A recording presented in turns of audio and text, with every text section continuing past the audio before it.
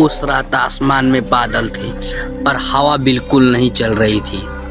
अजीब सा घुटन भरा था माहौल बना था, जैसे कोई अनदेखी आंखें मुझे देख रही हूँ। मैं गांव के बाहर बसे उस पुरानी हवेली में अकेला गया था।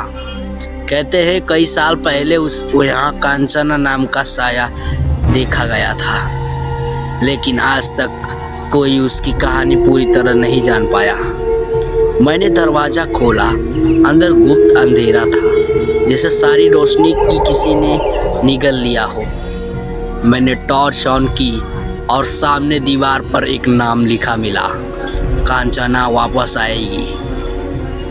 मेरी रूह कांप गई। इतने में पीछे से किसी की कंगन टकराने की छन छन की आवाज़ आई। मैंने मुड़कर देखा, कोई नहीं था, लेकिन धूल में धीरे धीरे एक जोड़ी पायल के निशान बनते जा रहे थे, खुद ब खुद, जैसे कोई अदृश्य औरत मेरी तरफ बढ़ रही हो। मैंने घबरा कर पूछा, कौन है वहाँ? खामोशी, बस पायल की चाल और तेज।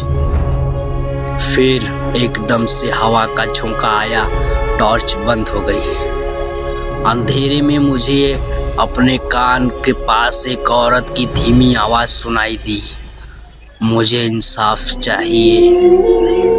मैं जम गया, सांस रुक गई। टॉर्च फिर से जल उठी और मैंने देखा मेरे सामने एक लाल साड़ी में छाया सी आकृति, आंखें उतनी ही डरी हुई जितनी डराने वाली।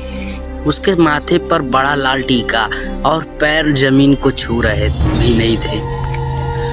उसकी हाथ उठाया और साड़ी के पल्लू के नीचे से नीले पड़े हाथ दिखाई दिए, जैसे किसी ने कसकर दबाकर जान ले ली हो। मुझे मारा नहीं गया, कांचना बोली, मुझे मिटा दिया गया था। मेरे नाम, मेरी पहचान सब छीन लिया गया। अब मैं लौट आई हूँ वापस लेने के।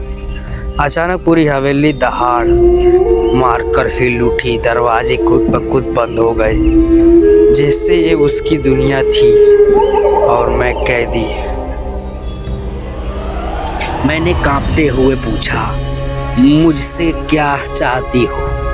कांचना ने मेरी आंखें में देखा और उसके आंसू खून की तरह नीचे गिरने लगे। सिर्फ एक काम, मेरी कहानी दुनिया को सुनाना है, ताकि कोई कांचना को दोबारा नहीं, किसी और कांचना को दोबारा नहीं तड़पा सके। हवेली की हर खिड़की जोर से बंद हो गई और पायल की आवाज़ पूरे गलियारे में गूंजने लगी। छन छन छन, कांचना का आ चुकी है। तेज हवा छींक अचानक गुप्त हो चुकी। बस इतना कहते ही कांचना वहां से गायब हो गई।